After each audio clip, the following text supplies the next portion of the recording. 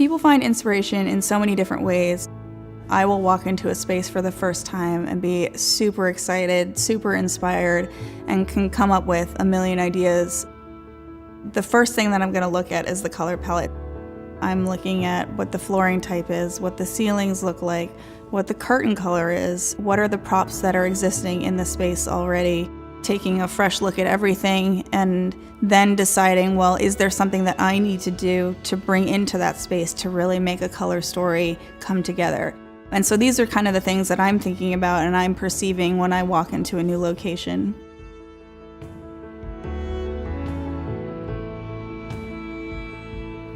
Or even that with tights underneath it and her boots. We could put a sweater on top of a dress. I like this, maybe the sweater on top of a dress idea. Like, I really, like the red one maybe. yeah, I was gonna say, color. I really love the red, and then I have this red yo-yo okay, she could be cool. playing with too. So I mean, like that. I had originally envisioned sort of this 70s theme for this concept. So I was thinking wood paneling and floral wallpaper and warmer tones, but when I started location scouting for this particular concept, I came across this amazing cabin, and it really took the shoot to a different level. It took it to a different direction. The thing that made this existing location so awesome was it already had great colors to work with.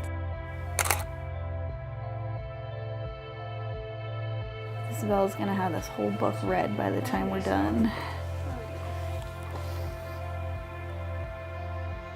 You walk into the living room and you've got these great blue walls, you've got some red trim, you've got great neutrals to work with. The bedroom had these beautiful green pastel walls that was a really nice kind of neutral color scheme. The kitchen had green cabinets and red countertops, so we've got a complementary color scheme built in right there. The kids' bedroom also had this blue wall that tied into the living room wall. Perfect.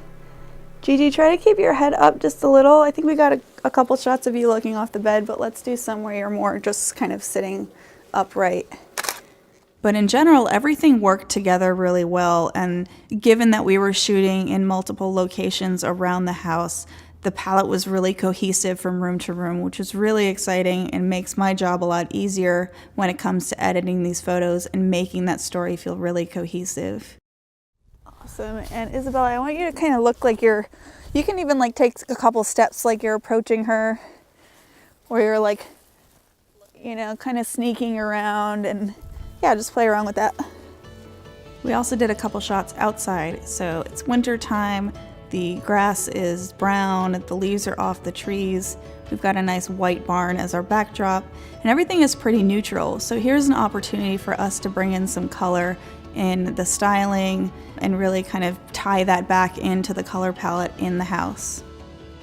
So in terms of the logistics of location scouting, there are a number of ways that you can approach it.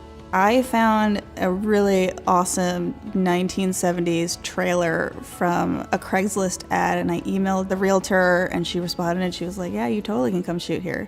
And if you're resourceful and a little bit savvy, you can definitely find some great places.